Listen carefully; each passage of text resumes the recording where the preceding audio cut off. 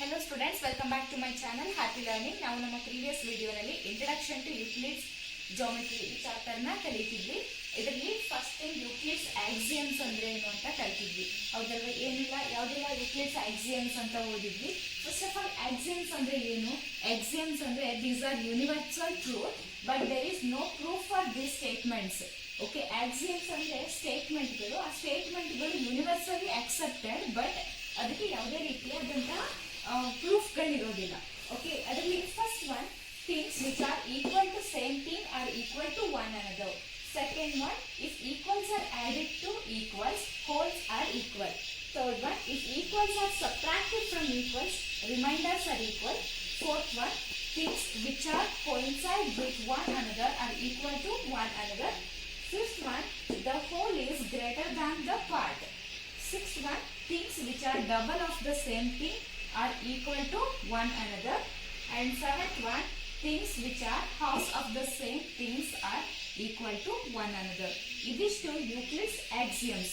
ಈ ಕ್ಲಾಸ್ ನಲ್ಲಿ ನಾವು ಯೂಕ್ಲಿಡ್ಸ್ ಪಾಸ್ಟುಲೇಟ್ಸ್ ನ ನೋಡೋಣ. ಓಕೆ, ಪಾಸ್ಟುಲೇಟ್ಸ್ ಅಂದ್ರೆ ಏನು? ಪಾಸ್ಟುಲೇಟ್ಸ್ ಅಂದ್ರೆ ಇವು ಕೂಡ axioms like statements, universally accepted truth but they don't have any proof. But ಈ ಆಕ್ಸಿಯಮ್ಸ್ ಏನಿದೆಯಲ್ಲ, ಇದು ಸೈನ್ಸ್ ನ ಆಲ್ಮೋಸ್ಟ್ ಎಲ್ಲಾ ಫೀಲ್ಡ್ಗೂ ಅಪ್ಲಿಕೇಬಲ್ ಆಗುತ್ತೆ axioms. But postulates only for geometry. Okay, ಜಾಮೆಟ್ರಿಗೆ ಮಾತ್ರ ಅಪ್ಲಿಕೇಬಲ್ ಇದ್ರೆ ಅದನ್ನ ಪಾಸ್ಟುಲೇಟ್ಸ್ ಅಂತ ಹೇಳ್ತೀವಿ. ಹೀಗೆ ಸೈನ್ಸ್ ನ ಎಲ್ಲಾ ಫೀಲ್ಡ್ಗೂ ಅಪ್ಲಿಕೇಬಲ್ ಇದ್ರೆ ಅದನ್ನ ನಾವು ಆಕ್ಸಿಯಮ್ಸ್ ಅಂತ ಕರಿತೀವಿ. ಓಕೆ, ಈಗ ಓಕೆ ಸ್ಟೂಡೆಂಟ್ಸ್, ಈಗ ಯೂಕ್ಲಿಡ್ಸ್ ಪಾಸ್ಟುಲೇಟ್ಸ್ ನ ನೋಡೋಣ. ಅದರಲ್ಲಿ first statement, a straight line may be drawn from any one point to any other point. ಹೀಗಂದ್ರೆ ಏನು ನೋಡಿ, ಇಲ್ಲಿ ಫಸ್ಟ್ ಎರಡು ಪಾಯಿಂಟ್ಸ್ ನ ಕನ್ಸಿಡರ್ ಮಾಡಿ. ಮೊದಲಿಗೆ ಹೇಳಿ, ಈ ಒಂದು ಪಾಯಿಂಟ್ ಗೆ ನಾನು ಎಷ್ಟು ಲೈನ್ ನ ಡ್ರಾ ಮಾಡಬಹುದು? ಇನ್ಫೈನೈಟ್ ನಂಬರ್ ಆಫ್ ಲೈನ್ಸ್ ನಾನು ಡ್ರಾ ಮಾಡಬಹುದು, ಹೌದಲ್ವಾ? ನೋಡಿ, ಬಿಕಾಸ್ ನಾನು ಈ ರೀತಿನೂ ಲೈನ್ ನ ಡ್ರಾ ಮಾಡಬಹುದು, ಅಥವಾ ಈ ರೀತಿ ಲೈನ್ ನ ಡ್ರಾ ಮಾಡಬಹುದು, ಈ ರೀತಿ ಲೈನ್ ನ ಡ್ರಾ ಮಾಡಬಹುದು. ಇನ್ಫೈನೈಟ್ ನಂಬರ್ ಆಫ್ ವೇಸ್ ಇಂದ ನಾನು ಒಂದು ಲೈನ್ ನ ಡ್ರಾ ಮಾಡಬಹುದು, ಹೌದಾ? ಈ ರೀತಿ ನಾನು ಇನ್ಫೈನೈಟ್ ನಂಬರ್ ಆಫ್ ಲೈನ್ಸ್ ನ ಈ ಪಾಯಿಂಟ್ ಮೂಲಕ ಹಾದು ಹೋಗೋ ಹಾಗೆ ಡ್ರಾ ಮಾಡಬಹುದು. ಈ ಪಾಯಿಂಟ್ ನ ಪಿ ಅಂತ ಕರೀರಿ, ಹಾಗೆ ಈ ಪಾಯಿಂಟ್ ನ ಕ್ಯೂ ಅಂತ ಕರೀರಿ. ಈ ಪಾಯಿಂಟ್ ಮೇಲೆ ನಾನು ಎಷ್ಟು ಲೈನ್ಸ್ ನ ಡ್ರಾ ಮಾಡಬಹುದು? ಇಲ್ಲೂ ಕೂಡ ಇನ್ಫೈನೈಟ್ ನಂಬರ್ ಆಫ್ ಲೈನ್ಸ್ ನ ಡ್ರಾ ಮಾಡಬಹುದು. ನೋಡಿ, ಡ್ರಾ ಮಾಡ್ತೀನಿ, infinite number of lines draw ಮಾಡಿದ್ದೀನಿ. ಈಗ ಈ ಎರಡು ಪಾಯಿಂಟ್ ಗಳ ಮೇಲೆ ನಾನು ಎಷ್ಟು ಲೈನ್ಸ್ ನ ಡ್ರಾ ಮಾಡಬಹುದು? ನೋಡಿ, ಈ ಎರಡು ಪಾಯಿಂಟ್ ನ ಮೀಟ್ ಆಗೋ ಹಾಗೆ ನಾನು ಒಂದೇ ಸ್ಟ್ರೈಟ್ ಲೈನ್ ನ ಡ್ರಾ ಮಾಡಕ್ ಆಗಲ್ಲ. ಓಕೆ, ಇನ್ನು ಬೇರೆ ಯಾವುದೇ ರೀತಿಯಲ್ಲಿ ನಾನು ಲೈನ್ ನ ಡ್ರಾ ಮಾಡಿದ್ರು ಕೂಡ ಈ ಎರಡು ಪಾಯಿಂಟ್ ಮೂಲಕ ಹಾದು ಹೋಗಲ್ಲ. ಬಿಕಾಸ್ ನೋಡಿ, ಇಲ್ಲಿಂದ ನಾನು ಒಂದು ಲೈನ್ ನ ಸ್ಟ್ರೈಟ್ ಲೈನ್ ನ ಡ್ರಾ ಮಾಡಿದ್ರೆ ಅದು ಹೀಗೆ ಹಾದು ಹೋಗುತ್ತೆ, ಈ ಲೈನ್ ಮೇಲೆ, ಪಿ ಅನ್ನೋ ಲೈನ್ ಮೇಲೆ ಬರಲ್ಲ. ಹಾಗೆ ನಾನು ಇಲ್ಲಿಂದ ಒಂದು ಲೈನ್ ನ ಡ್ರಾ ಮಾಡಕ್ ಶುರು ಮಾಡಿದ್ರೆ ಕ್ಯೂ ಅನ್ನೋ ಪಾಯಿಂಟ್ ಮೇಲೆ ಬರಲ್ಲ. ಹಾಗಾಗಿ ನಾನು ಯಾವುದೇ ಎರಡು ಗಿವನ್ ಪಾಯಿಂಟ್ಸ್ ಮೂಲಕ ಹಾದು ಹೋಗೋ ಹಾಗೆ ಒಂದೇ ಸ್ಟ್ರೈಟ್ ಲೈನ್ ನ ಡ್ರಾ ಮಾಡಕ್ ಆಗೋದು.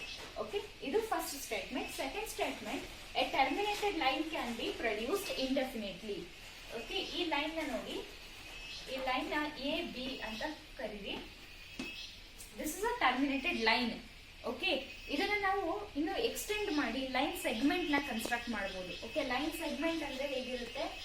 ಇದು ಎಲ್ಲೂ ಎಂಡ್ ಆಗಿರಲ್ಲ, ಇಂಡೆಫಿನೆಟ್ಲಿ ಕಂಟಿನ್ಯೂಸ್ ಆಗಿ ಮೂವ್ ಆಗ್ತಿರೋದು. ಓಕೆನಾ? ಈ ರೀತಿ ನಾವು ಇನ್ಫೈನೈಟ್ ಲೆಂತ್ ಗೆ ಪ್ರೊಡ್ಯೂಸ್ ಮಾಡಬಹುದು. ಓಕೆ, ನಾನು ಇನ್ನು ಇಷ್ಟುದ್ದನ್ನು ಎಕ್ಸ್ಟೆಂಡ್ ಮಾಡಬಹುದು, ಇಲ್ಲ ಇನ್ನು ಇಲ್ಲಿ ತನಕ ಎಕ್ಸ್ಟೆಂಡ್ ಮಾಡಬಹುದು, ಇಲ್ಲ ಇಲ್ಲಿ ತನಕನೂ ಎಕ್ಸ್ಟೆಂಡ್ ಮಾಡಬಹುದು. ಹಾಗೆ ಇಂಡೆಫಿನೈಟ್ ಆಗಿ ಎಕ್ಸ್ಟೆಂಡ್ ಬೇಕಾದ್ರೆ ಮಾಡಬಹುದು ಅಂತ ಹೇಳ್ತಿದೆ second statement. Third statement, a circle can be drawn with any centre and any radius. Circle ನ ನೋಡಿ, ನಾನಿಲ್ಲಿ ಇದು 1 ಸೆಂಟಿಮೀಟರ್ ರೇಡಿಯಸ್ ನ ತಗೊಂಡು, ರೇಡಿಯಸ್ 1 ಸೆಂಟಿಮೀಟರ್ ಇದೆ ಅಂತ ಅನ್ಕೊಳ್ಳಿ. ಓಕೆ, ಈ ರೇಡಿಯಸ್ ನಾನು ಸರ್ಕಲ್ ನ ಡ್ರಾ ಮಾಡಬಹುದು, ಹೌದಾ? ಹಾಗೇನೆ ನಾನು 2 ಸೆಂಟಿಮೀಟರ್ ರೇಡಿಯಸ್ ನ ತಗೊಂಡು ಇನ್ನೊಂಚೂರು ದೊಡ್ಡ ಸರ್ಕಲ್ ನ ಡ್ರಾ ಮಾಡಬಹುದು, ಹೌದಲ್ವಾ? ಈಗೂ ಒಂದು ಸರ್ಕಲ್ ನ ಡ್ರಾ ಮಾಡಬಹುದು ಫಾರ್ ಹೀಗೆ, ಹೌದಲ್ವಾ? ಹಾಗೇನೆ ಯಾವುದೇ ಸೆಂಟರ್ ತಗೊಂಡು ಬೇಕಾದ್ರೂ ಮಾಡಬಹುದು. ನೋಡಿ, ಇಲ್ಲಿ ಸೆಂಟರ್ ಇದು ತಗೊಂಡಿದ್ದೆ, ಇಲ್ಲಿ ಸೆಂಟರ್ ಈ ಬೋರ್ಡ್ ಮೇಲೆ ಇಲ್ಲಿ ತಗೊಂಡಿದ್ದೀನಿ. ಯಾವುದೇ ಸೆಂಟರ್ ನ ತಗೊಂಡು ನಾನು ಸರ್ಕಲ್ ನ ಡ್ರಾ ಮಾಡಬಹುದು. ಹಾಗೆ ಎನಿ ರೇಡಿಯಸ್ ನ ತಗೊಂಡು ರೇಡಿಯಸ್ ಚೇಂಜ್ ಮಾಡಿನೂ ಕೂಡ ನಾವು ಸರ್ಕಲ್ಸ್ ನ ಡ್ರಾ ಮಾಡಬಹುದು ಅಂತ ಹೇಳಿದ್ದಾರೆ. ಈಗ fourth point, all right angles are equal to one another. Okay, ಇಲ್ಲಿ ನೋಡಿ, all right angles are equal to one another ಅಂದ್ರೆ ಏನ್ ಮೀನಿಂಗ್ ಅಂತ. ಫಾರ್ ಎಕ್ಸಾಂಪಲ್, ಒಂದು ಸ್ಕ್ವೇರ್ ನ ಕನ್ಸಿಡರ್ ಮಾಡಿ. ಇಲ್ಲಿ ಫಾರ್ಮ್ ಆಗಿರುವಂತ ಆಂಗಲ್ ಎಷ್ಟಿರುತ್ತೆ? 90 ಡಿಗ್ರಿಗೆ ಈಕ್ವಲ್ ಆಗಿರುತ್ತೆ, ಹೌದಲ್ವಾ? ಹಾಗೇನೆ ಇನ್ನೊಂದು ರೈಟ್ ಆಂಗಲ್ ಟ್ರಯಾಂಗಲ್ ನ ಕನ್ಸಿಡರ್ ಮಾಡಿ. ಇಲ್ಲಿ ಇಷ್ಟು ಆಂಗಲ್ ಫಾರ್ಮ್ ಆಗಿರುತ್ತೆ 90 ಡಿಗ್ರಿ. ಹಾಗೇನೆ ಇನ್ನೊಂದು ಸರ್ಕಲ್ ನ ಕನ್ಸಿಡರ್ ಮಾಡಿ.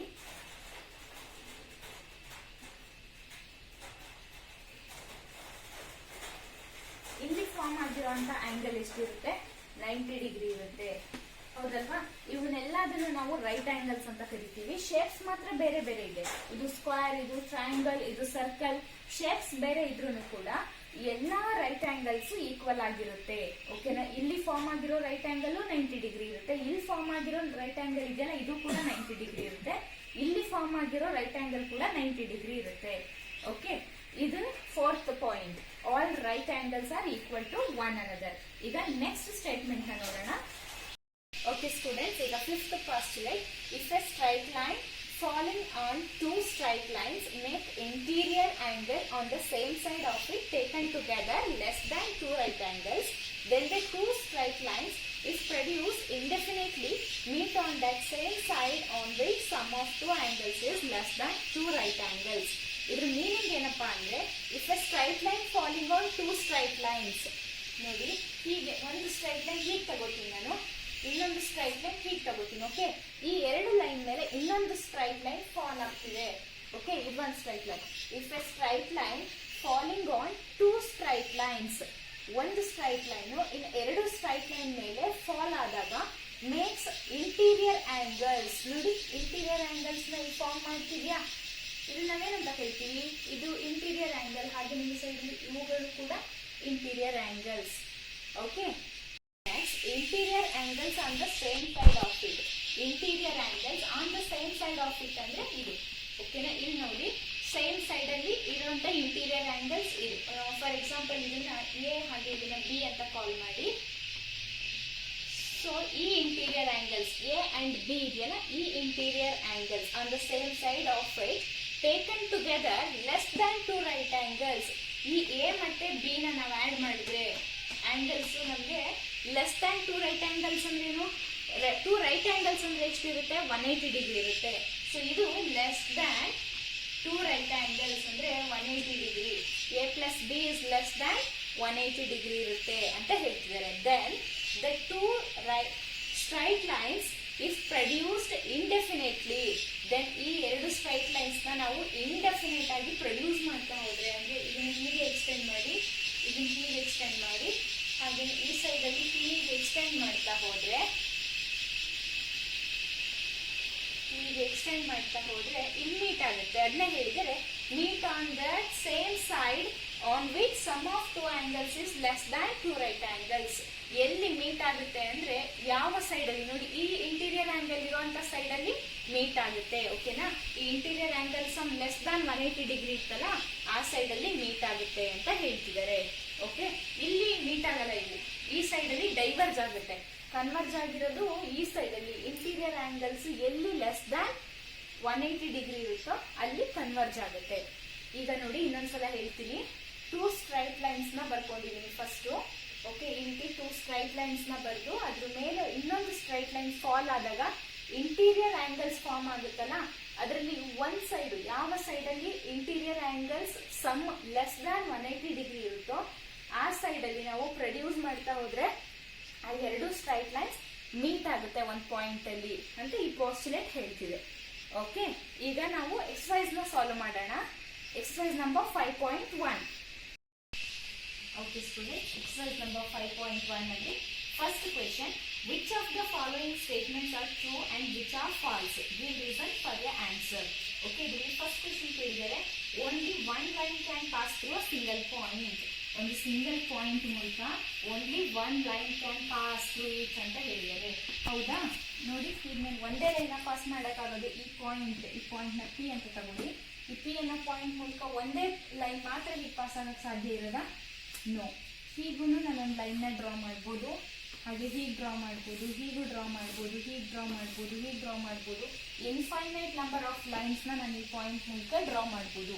ಅರ್ಥ ಆಗ್ತಿದೆಯಾ? I can draw infinite number of lines through a point P. Okay, through any point, ಯಾವುದೇ ಪಾಯಿಂಟ್ ಮೂಲಕನೂ ನಾನು ಇನ್ಫೈನೈಟ್ ನಂಬರ್ ಆಫ್ ಲೈನ್ಸ್ನ ಡ್ರಾ ಮಾಡ್ಬೋದು. ಇದಕ್ಕೆ ನಮಗೆ ಗಿವ್ ರೀಸನ್ ಅಂತ ಹೇಳಿದ್ದಾರೆ ಬೈ ಪಾಸ್ಟುಲೇಟ್ 1. ಈಗ ನಾವು ಫಸ್ಟ್ ಕ್ವೆಶನ್ಗೆ ಏನು ಹೇಳ್ಬೋದು? ಫಾಲ್ಸ್. ಕ್ವೆಶನ್ ನಮಗೆ only one line, one straight line can B pass through single point ಅಂತ ಹೇಳಿದ್ರು, ಅದು ಫಾಲ್ಸ್. ಈಗ ಸೆಕೆಂಡ್ ಸಬ್ ಕ್ವೆಶನ್ ಏನು ಹೇಳಿದ್ದಾರೆ? There are an infinite number of lines which pass through two distinct points. There are infinite number of lines which pass through two distinct points. Okay, two distinct point ನ consider ಮಾಡಿ ಇದ್ರ ಮೂಲಕ infinite number of lines pass ಆಗಬಹುದು ಅಂತ ಹೇಳಿದ್ದಾರೆ. ಹೌದಾ? ಬೇರೆ ಯಾವ್ದಾದ್ರು ಇನ್ನೊಂದು ಯಾವ್ದಾದ್ರು ಲೈನ್ ಇದ್ರ ಮೂಲಕ ಪಾಸ್ ಆಗಕ್ಕಾಗುತ್ತೆ? ಈ ಪಾಯಿಂಟಲ್ಲೂ ಈ ಪಾಯಿಂಟಲ್ಲಿ ಎರಡೂ ಪಾಯಿಂಟಲ್ಲಿ ನೀಟ್ ಆಗೋಗೆ ಪಾಸ್ ಆಗಕ್ಕೆ ಸಾಧ್ಯ ಇದೆಯಾ? ನೋ. ಅಗೇನ್ ಪಾಸ್ಟುಲೇಟ್ ನಂಬರ್ 1 ಇಂದ. ಓಕೆ, ಇದು falls by postulate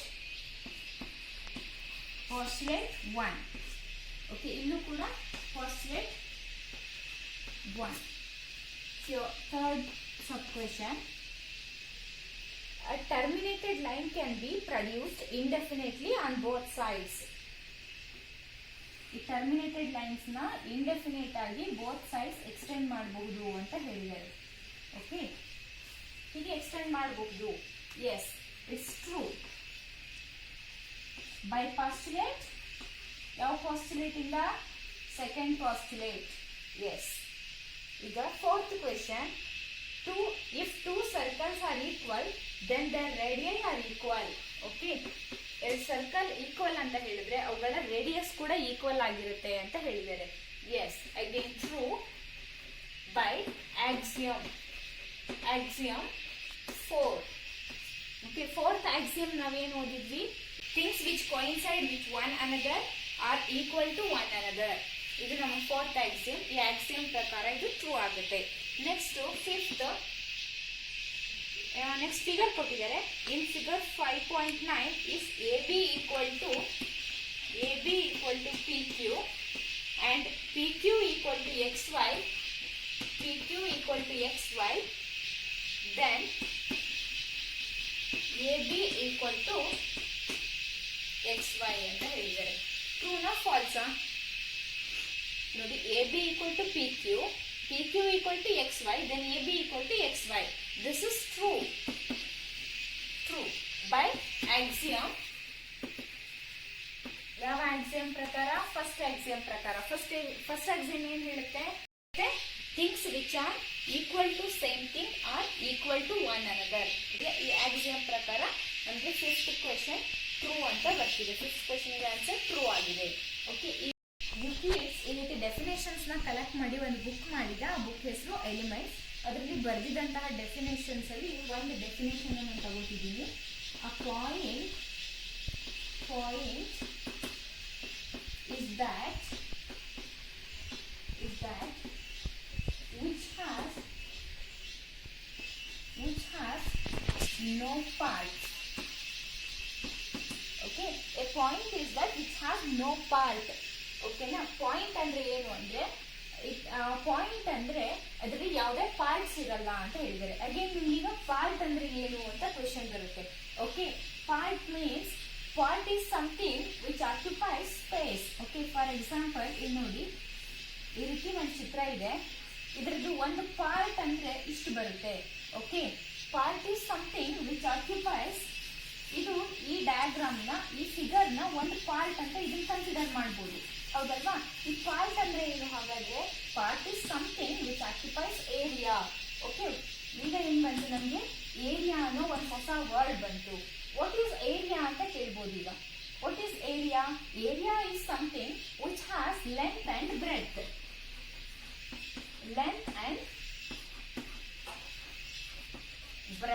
okay, again ಏನ್ ಬರುತ್ತೆ? ಲೆಂತ್ ಅಂದ್ರೆ ಏನು, ಬ್ರೆಡ್ತ್ ಅಂದ್ರೆ ಏನು? ಈ ರೀತಿ ನಮಗೆ ಇಂಡೆಫಿನೇಟ್ ಆಗಿ ಸ್ಟಾಪೇ ಆಗಲ್ಲ, ಎಂಡ್ಲೆಸ್ ಆಗಿ ಹಾಗಂದ್ರೆ ಏನು ನೆಕ್ಸ್ಟ್ ಡೆಫಿನೇಷನ್ಸ್ ಬರ್ತಾನೆ ಹೋಗುತ್ತೆ. ಓಕೆ, ಫಸ್ಟ್ ನೋಡಿ, ನಿಮಗೆ ಪಾಯಿಂಟ್ ಅಂದ್ರೆ ಏನು ಅಂತ ಡಿಫೈನ್ ಮಾಡಕ್ ಹೋದಾಗ ಪಾರ್ಟ್ ಅಂದ್ರೆ ಏನು ಅಂತ ಡಿಫೈನ್ ಮಾಡ್ಬೇಕಾಯ್ತು. ಪಾರ್ಟ್ ಅಂದ್ರೆ ಏನು ಅಂತ ಡಿಫೈನ್ ಮಾಡಕ್ ಹೋದ್ರಿ ಏರಿಯಾ ಅಂದ್ರೆ ಏನು ಅಂತ ಡಿಫೈನ್ ಮಾಡ್ಬೇಕಾಯ್ತು. ಅಗೇನ್ ಏರಿಯಾನ ಡಿಫೈನ್ ಮಾಡಕ್ ಹೋದ್ರೆ ಲೆಂತ್ ಬ್ರೆಡ್ತ್ ನ ಡಿಫೈನ್ ಮಾಡ್ಬೇಕಾಗುತ್ತೆ. ಹೀಗೆ ನೀವು ಕಂಟಿನ್ಯೂ ಮಾಡ್ತಾ ಹೋದ್ರೆ ಇಂಡೆಫಿನೇಟ್ ಆಗಿ ನೀವು ಡೆಫಿನೇಷನ್ಸ್ ನ ಕೊಡ್ತಾನೆ ಹೋಗ್ಬೇಕಾಗುತ್ತೆ. ಓಕೆ, ಈ ರೀತಿ ಡೆಫಿನೇಷನ್ಸ್ ಎಲ್ಲೂ ಎಂಡ್ ಆಗಲ್ಲ. ಹಾಗಾಗಿ ನಾವು ಈ ಯೂಕ್ಲಿಡ್ಸ್ ಆಕ್ಸಿಯಮ್ಸ್ ಏನಿದೆ ಇದನ್ನ ನಾವು ಪ್ರೂವ್ ಮಾಡಕ್ಕಾಗಲ್ಲ, but these are universal truth. Okay students, ಈಗ second question, give a definition for each of the following term. Are there other terms that need to be defined first? What are they? How and how might you define them? Okay, really first one, parallel lines ಹೇಳಿದ್ದಾರೆ, perpendicular lines, line segment, radius of circle, square ಹೀಗೆ ಹೇಳಿದ್ದಾರೆ. Okay, first one ಏನು ಹೇಳಿದ್ದಾರೆ? parallel line. parallel line ಅಂದ್ರೆ ಏನು? Two lines x and y in a plane are said to be parallel if they have no point in common. Okay, parallel line ಅಂದ್ರೆ ಏನು? Two lines x and y in a plane are said to be parallel if they have no point in common. ಅಂದ್ರೆ ಒಂದು line x ಅಂದ್ರೆ ಹೀಗೆ ತಗೊಳ್ಳಿ, ಇನ್ನೊಂದು line y ಅಂದ್ರೆ ಹೀಗೆ ತಗೊಳ್ಳಿ. ಓಕೆನಾ? ಹೀಗೆ ಎರಡು ಲೈನ್ಸ್ ನ ತಗೊಂಡಾಗ ನಾವು ಆ ಲೈನ್ಗಳು ಎಲ್ಲೂ ಮೀಟ್ ಆಗಬಾರ್ದು, ಅಂದ್ರೆ ಅವೆರಡಕ್ಕೂ ಯಾವುದೇ ಕಾಮನ್ ಪಾಯಿಂಟ್ ಇರಬಾರ್ದು. ಓಕೆ, ಒಂದು ಪ್ಲೇನ್ ಅಲ್ಲಿ ಎಕ್ಸ್ ಅನ್ನೋ ಒಂದು ಲೈನ್ ಹಾಗೆ ವೈ ಅನ್ನೋ ಒಂದು ಲೈನ್ ನ ನಾವು ಡ್ರಾ ಮಾಡಿದಾಗ ಯಾವುದೇ ಕಾಮನ್ ಪಾಯಿಂಟ್ಸ್ ಇಲ್ಲ. ನೋಡಿ, ಈ ಲೈನಿಗೂ ಯಾವುದೇ ಕಾಮನ್ ಪಾಯಿಂಟ್, ಈ ಲೈನಿಗೂ ಮತ್ತೆ ಈ ಲೈನಿಗೂ ಎರಡಕ್ಕೂ ಒಂದೇ ಕಾಮನ್ ಪಾಯಿಂಟ್ ಯಾವುದೂ ಇಲ್ಲ. ಅಂದ್ರೆ ಒಂದ್ ಲೈನ್ ನಾನು ಹೀಗೆ ಡ್ರಾ ಮಾಡಿದ್ರೆ ಇಲ್ಲಿ ಒಂದು ಕಾಮನ್ ಪಾಯಿಂಟ್ ಬರುತ್ತೆ, ಹೌದಲ್ವಾ? ಹೀಗೆ ಎಕ್ಸ್ ನ ಹೀಗೆ ವೈ ನ ಡ್ರಾ ಮಾಡಿದ್ರೆ ಇಲ್ಲಿ ಒಂದು ಕಾಮನ್ ಪಾಯಿಂಟ್ ಬಂದ್ಬಿಡುತ್ತೆ. ಪ್ಯಾರಲಲ್ ಲೈನ್ಸ್ ಅಲ್ಲಿ ನೀವು ಎಷ್ಟೇ ದೂರ ಎಕ್ಸ್ಟೆಂಡ್ ಮಾಡಿದ್ರು ಈ ರೀತಿ ನಿಮಗೆ ಏನು ಕಾಮನ್ ಪಾಯಿಂಟ್ ಒಂದು ಬರದೇ ಇಲ್ಲ. ಓಕೆನಾ? ನೋಡಿ, ನೀವು ಅದೇನೆ ಹೀಗೇನಾದ್ರು ಈ ಲೈನ್ಸ್ ನ ಬರ್ಕೊಂಡಿದ್ರೆ ಅದನ್ನ ಎಕ್ಸ್ಟೆಂಡ್ ಮಾಡಿದಾಗ ನಿಮ್ಗೆ ಒಂದು ಕಾಮನ್ ಪಾಯಿಂಟ್ ಸಿಕ್ಬಿಡ್ತಿತ್ತು. ಓಕೆ, ಅಂದ್ರೆ ನಮ್ಗೆ ಪ್ಯಾರಲಲ್ ಲೈನ್ ಅಂದ್ರೆ ಏನಂತ ಡೆಫಿನೇಷನ್ ಹೇಳ್ಬೋದು ನಾವು? Two lines x and y in a plane are said to be parallel if they have no common point. Okay, ಅವುಗಳಿಗೆ ಕಾಮನ್ ಪಾಯಿಂಟ್ ಇರಬಾರ್ದು. ಓಕೆ, ಹಂಗಾದ್ರೆ ನಾವು ಇವುಗಳ ಮಧ್ಯದಲ್ಲಿ ಬೇರೆ ಯಾವ್ದಾದ್ರು ಪಾಯಿಂಟ್ ನ ಇದಕ್ಕಿಂತ ಮುಂಚೆ ಎಕ್ಸ್ಪ್ಲೈನ್ ಮಾಡ್ಬೇಕಾ? ಎಸ್, ಈ ಪಾಯಿಂಟ್ ಅಂತ ಒಂದು ವರ್ಡ್ ಬಂದಿದೆ. ಈ ವರ್ಡ್ ನ ಪಾಯಿಂಟ್ ಅಂದ್ರೆ ಏನು ಅಂತ ಫಸ್ಟ್ ನಾವು ಎಕ್ಸ್ಪ್ಲೈನ್ ಮಾಡ್ಬೇಕು. ಪ್ಯಾರಲಲ್ ಅಂದ್ರೆ ಏನು ಅಂತ ಹೇಳ್ಬೇಕು. ಓಕೆ, ಈ ರೀತಿ ನಾವು ಕೆಲವೊಂದು ವರ್ಡ್ ನ ಇದಕ್ಕಿಂತ ಮುಂಚೆ ಎಕ್ಸ್ಪ್ಲೈನ್ ಮಾಡ್ಬೇಕಾಗುತ್ತೆ. ಹಾಗೆ ಪ್ಲೇನ್ ಅಂದ್ರೆ ಏನು ಅಂತ ಹೇಳ್ಬೇಕು. ಓಕೆ, ಪಾಯಿಂಟ್ ಅಂದ್ರೆ ಏನು ಈಗಷ್ಟೇ ನಾವು ನೋಡಿದ್ವಿ. ಪಾಯಿಂಟ್ ಅಂದ್ರೇನು? A point is that which has no parts ಅಂತ. ಓಕೆ, ಅದರಲ್ಲಿ ಅಗೇನ್ ಪಾರ್ಟ್ ಅಂದ್ರೆ ಏನು ಅಂತ ಎಕ್ಸ್ಪ್ಲೈನ್ ಮಾಡಬೇಕು, ಅದು ನೋಡಿದ್ವಿ ಅಲ್ವಾ? ಹಾಗೆ ಇಂಡೆಫಿನೇಟ್ ಆಗಿ ನಾವು ಡೆಫಿನೇಷನ್ಸ್ ನ ಎಕ್ಸ್ಪ್ಲೈನ್ ಮಾಡ್ತಾ ಹೋಗ್ಬೇಕಾಗುತ್ತೆ. ಸೆಕೆಂಡ್ ಒನ್, ಪರ್ಪೆಂಡಿಕ್ಯುಲರ್ ಲೈನ್ಸ್ ಅಂತ ಇದೆ. ಓಕೆ, ಸೊ ಪರ್ಪೆಂಡಿಕ್ಯುಲರ್ ಲೈನ್ಸ್ ಅಂದ್ರೆ two lines x and y in a plane are said to be perpendicular if they intersect each other at right angle. Okay, ಎರಡು line ನ ನಾವು ಒಂದು plane ಮೇಲೆ draw ಮಾಡಿದಾಗ, ಹೀಗೆ ಎಕ್ಸ್ ಅಂಡ್ ವೈ ಅಂತ ಎರಡು ಲೈನ್ ನ ಡ್ರಾ ಮಾಡಿದಾಗ ಅವು ಪರ್ಪೆಂಡಿಕ್ಯುಲರ್ ಅಂತ ಹೇಳ್ಬೇಕು ಅಂದ್ರೆ they should intersect each other at right angle. Okay, right angle ಅಲ್ಲಿ ಇಂಟರ್ಸೆಕ್ಟ್ ಆಗಿರ್ಬೇಕು. ಓಕೆ, ಅದು ಬಿಟ್ಟು ನಾವು ಈ ರೀತಿ ಇಂಟರ್ಸೆಕ್ಟ್ ಆಗಿದ್ರೆ, ಈ ರೀತಿಯಾಗಿ ಇಂಟರ್ಸೆಕ್ಟ್ ಆಗಿದ್ರೆ ಇಲ್ಲಿ ಒಂದು ಆಂಗಲ್ ಹೀಗೆ ಇಂಟರ್ಸೆಕ್ಟ್ ಆಗಿ ಇಲ್ಲಿ ನೋಡಿ ಆಂಗಲ್ ಮೋರ್ ದ್ಯಾನ್ 90 ಡಿಗ್ರಿ ಇದೆ, ಇಲ್ಲಿ ಆಂಗಲ್ ಲೆಸ್ ದ್ಯಾನ್ 90 ಡಿಗ್ರಿ ಇದೆ. ಓಕೆ, ಈ ರೀತಿಯಾಗಿ ಏನಾದ್ರು ಎರಡು ಲೈನ್ಸ್ ಇಂಟರ್ಸೆಕ್ಟ್ ಆಗಿದ್ರೆ ಅದನ್ನ ನಾವು ಪರ್ಪೆಂಡಿಕ್ಯುಲರ್ ಲೈನ್ಸ್ ಅಂತ ಕರೆಯಲ್ಲ. ಈ ರೀತಿ ರೈಟ್ ಆಂಗಲ್ ನ ಫಾರ್ಮ್ ಮಾಡಿ ಇಂಟರ್ಸೆಕ್ಟ್ ಆಗಿದ್ರೆ ಅದನ್ನ ನಾವು ಪರ್ಪೆಂಡಿಕ್ಯುಲರ್ ಲೈನ್ಸ್ ಅಂತ ಕರಿತೀವಿ. ಓಕೆ, ಇದಾದ್ಮೇಲೆ ಥರ್ಡ್ ಪಾಯಿಂಟ್, ಲೈನ್ ಸೆಗ್ಮೆಂಟ್ ಅಂತ ಕೇಳಿದ್ದಾರೆ. Okay, third question, line segment ಅಂತ. ಓಕೆ, ಇಲ್ಲಿ ಯಾವ ಪಾಯಿಂಟ್ ನ ನಾವು ಮೊದಲೇ ಎಕ್ಸ್ಪ್ಲೈನ್ ಮಾಡ್ಬೇಕಾಗಿತ್ತು? ಪ್ಲೇನ್ ಅಂದ್ರೆ ಏನು ಅಂತ ಎಕ್ಸ್ಪ್ಲೈನ್ ಮಾಡಬೇಕು. ಓಕೆ, ಇಂಟರ್ಸೆಕ್ಟ್ ಅಂದ್ರೆ ಏನು ಅಂತ ಹೇಳಬೇಕು. ಓಕೆ, ರೈಟ್ ಆಂಗಲ್ ಅಂದ್ರೆ ಏನು ಅಂತ ಹೇಳಬೇಕು. ಓಕೆ, ಇಷ್ಟು ಪಾಯಿಂಟ್ಸ್ ನಾವು ಇದಕ್ಕಿಂತ ಮುಂಚೆ ಡಿಫೈನ್ ಮಾಡಬೇಕಾಗಿರ್ತಿತ್ತು. ಅದಾದ್ಮೇಲೆ ಲೈನ್ ಸೆಗ್ಮೆಂಟ್ ಗೆ ಹೋದ್ರೆ A straight path between two point A and B is called line segment. Okay, ಎರಡು ಪಾಯಿಂಟ್ಸ್ ಇಲ್ಲಿ ಎ ಅಂಡ್ ಬಿ ಅನ್ನೋ ಎರಡು ಪಾಯಿಂಟ್ ಮಧ್ಯೆ ಇರುವಂತಹ ಒಂದು ಸ್ಟ್ರೈಟ್ ಪಾತ್. ಓಕೆನಾ, ಇಲ್ಲಿಗೆ ಇರುವಂತ ಎ ಮತ್ತೆ ಬಿ ಎರಡು ಪಾಯಿಂಟ್ಗಳ ಮಧ್ಯೆ ಇರುವಂತಹ ಒಂದು ಸ್ಟ್ರೈಟ್ ಪಾತ್ ನ ನಾವು ಏನಂತ ಕರಿತೀವಿ, ಲೈನ್ ಸೆಗ್ಮೆಂಟ್ ಅಂತ ಕರಿತೀವಿ. ಓಕೆ, ಎರಡು ಪಾಯಿಂಟ್ಗಳ ಮಧ್ಯೆ ಇರುವಂತಹ ಒಂದು ಸ್ಟ್ರೈಟ್ ಪಾತ್ ನ ನಾವೇನಂತ ಕರಿತೀವಿ, ಲೈನ್ ಸೆಗ್ಮೆಂಟ್ ಅಂತ ಹೇಳ್ತೀವಿ. ಇಲ್ಲಿ ಅದಕ್ಕೂ ಮುಂಚೆ ನಾವು ಏನೆಲ್ಲ ಎಕ್ಸ್ಪ್ಲೈನ್ ಮಾಡಬೇಕಾಗಿತ್ತು ಅಂತ. ಓಕೆನಾ, ಸೊ ಪಾತ್ ಅಂದ್ರೆ ಏನು ಅಂತ ಹೇಳಬೇಕು ಅದಕ್ಕೂ ಮುಂಚೆ. ಅದಾದ್ಮೇಲೆ ಪಾಯಿಂಟ್. ಓಕೆ, ಇವುಗಳನ್ನ ಇದಕ್ಕಿಂತ ಮುಂಚೆ ನಾವು ಲೈನ್ ಸೆಗ್ಮೆಂಟ್ ಹೇಳಕ್ ಮುಂಚೆ ಈ ಪಾತ್ ಮತ್ತೆ ಪಾಯಿಂಟ್ ಇವನ್ನ ಡಿಫೈನ್ ಮಾಡಬೇಕು. ಅಗೇನ್ ಪಾಯಿಂಟ್ ಅಂದ್ರೆ ಅದರಲ್ಲಿ ನಾವೇನು ಪಾರ್ಟ್ ಅಂದ್ರೆ ಏನು ಅಂತ ಎಕ್ಸ್ಪ್ಲೈನ್ ಮಾಡಬೇಕು. ಈ ರೀತಿ ನಂಬರ್ ಆಫ್ ಟರ್ಮ್ಸ್ ನ ಅಗೇನ್ ನಾವು ಡಿಫೈನ್ ಮಾಡುವಂತ ಸಿಚುವೇಶನ್ ಬರುತ್ತೆ. Next fourth one. Okay students, ಈಗ ಫೋರ್ತ್ ಪಾಯಿಂಟ್ ರೇಡಿಯಸ್ ಅಂದ್ರೆ ಡಿಫೈನ್ ಮಾಡುತ್ತೆ. ಓಕೆ, ರೇಡಿಯಸ್ ಅಂದ್ರೆ ಏನು, the line joining centre of the circle and any point on the circle is called radius. Okay, ಈ circle ಅಲ್ಲಿ ಒಂದು ಸರ್ಕಲ್ ಅಂತ ಕನ್ಸಿಡರ್ ಮಾಡಿ, ಇದು ಸೆಂಟರ್, ಇದು radius. Okay, this is radius and this is centre. Okay, the line joining center of the circle to any point on the circle. Okay, circle ಮೇಲೆ ಯಾವುದೋ ಒಂದು ಪಾಯಿಂಟ್ ಗೆ ಸೆಂಟರ್ ಇಂದ ಕನೆಕ್ಟ್ ಮಾಡುವಂತ ಈ ಲೈನ್ ಇದೆಯಲ್ಲ, ಸೆಂಟರ್ ಮತ್ತೆ ಈ ಸರ್ಕಲ್ ಮೇಲೆ ಒಂದು ಪಾಯಿಂಟ್ ನ ಕನೆಕ್ಟ್ ಮಾಡುವಂತ ಈ ಲೈನ್ ಇದೆ, ಈ ಲೈನ್ ನಾವು ರೇಡಿಯಸ್ ಅಂತ ಕರಿತೀವಿ. ಓಕೆ, ಇದಕ್ಕೂ ಮುಂಚೆ ನಾವಿಲ್ಲಿ ಯಾವ್ದಾದ್ರು ಟರ್ಮ್ಸ್ ನ ಡಿಫೈನ್ ಮಾಡುವಂತ ಅವಶ್ಯಕತೆ ಇದೆಯಾ? ಎಸ್. ಪಾಯಿಂಟ್ ಅಂದ್ರೆ ಏನು ಅಂತ ಹೇಳ್ಬೇಕು, ಸೆಂಟರ್ ಅಂದ್ರೆ ಏನು ಅಂತ ಹೇಳ್ಬೇಕು. ಓಕೆ, ಈ ರೀತಿ. ಹಾಗೆ ಸರ್ಕಲ್ ಅಂದ್ರೆ ಏನು ಅಂತ ಡಿಫೈನ್ ಮಾಡಬೇಕು. ಸರ್ಕಲ್ ಅಂದ್ರೆ ಏನು, circle is the collection of all points which are equidistant from a fixed point. Okay, collection of all points which are equidistant from a fixed point, ಇದನ್ನ ನಾವು ಸರ್ಕಲ್ ಅಂತ ಹೇಳ್ತೀವಿ. ನೆಕ್ಸ್ಟ್ ನಮಗೆ fifth sub question, fifth part, square. Square is a rectangle with all sides equal. Okay, ಒಂದು rectangle ನ ಬರೀತೀನಿ ನೋಡಿ ಇಲ್ಲಿ. This is a rectangle. ಈ ರೆಕ್ಟಾಂಗಲ್ ಏನಾಗಿರುತ್ತೆ, ಅಪೋಸಿಟ್ ಸೈಡ್ಸ್ ಆರ್ ಈಕ್ವಲ್ ಅಂತ ನಮ್ಗೆ ಗೊತ್ತು. ರೆಕ್ಟಾಂಗಲ್ ಅಲ್ಲಿ ಅಪೋಸಿಟ್ ಸೈಡ್ಸ್ ಈಕ್ವಲ್ ಆಗಿರುತ್ತೆ, ಹೌದಲ್ವಾ? ಈ ಸೈಡ್ಗೆ ಅಪೋಸಿಟ್ ಸೈಡ್ ಈಕ್ವಲ್ ಆಗಿರುತ್ತೆ, ಈ ಸೈಡ್ ಈಕ್ವಲ್ ಆಗಿರುತ್ತೆ. ಹಾಗೆ ನಾನು ಈ ಲೆಂತ್, ಇದ್ರ ಲೆಂತ್ ಇಂದ ಸೇಮ್ ಬರೀತೀನಿ. ಓಕೆ,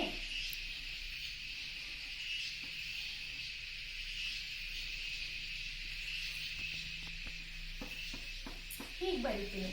ಓಕೆ, ಇವಾಗ ಇದೇನಾಯ್ತು, ಸ್ಕ್ವೇರ್ ಆಯ್ತು ನಮಗೆ. ಈ ಫಿಗರ್ ಸ್ಕ್ವೇರ್ ಆಯ್ತು. ಹಾಗಾಗಿ square is a rectangle. Square ಕೂಡ ಒಂದು rectangle with all sides equal. ಇಲ್ಲಿ ಅಪೋಸಿಟ್ ಸೈಡ್ಸ್ ಈಕ್ವಲ್ ಆಗಿತ್ತು, ಇಲ್ಲೂ ನೋಡಿ ಅಪೋಸಿಟ್ ಸೈಡ್ಸ್ ಈಕ್ವಲ್ ಆಗಿದ್ಯಾ? ಈ ಎರಡು ಅಪೋಸಿಟ್ ಸೈಡ್ಸ್ ಈಕ್ವಲ್, ಈ ಎರಡು ಅಪೋಸಿಟ್ ಸೈಡ್ಸ್ ಈಕ್ವಲ್ ಆಗಿದೆ. ಬಟ್ ಫೋರ್ ಸೈಡ್ಸ್ ಎಲ್ಲಾ ಸೈಡ್ ಅಲ್ಲೂ ಸೇಮ್ ಲೆಂತ್ ಇದೆ. ಓಕೆನಾ, ಆಲ್ ಸೈಡ್ಸ್ ಈಕ್ವಲ್ ಇದೆ. So square is a rectangle with all sides equal.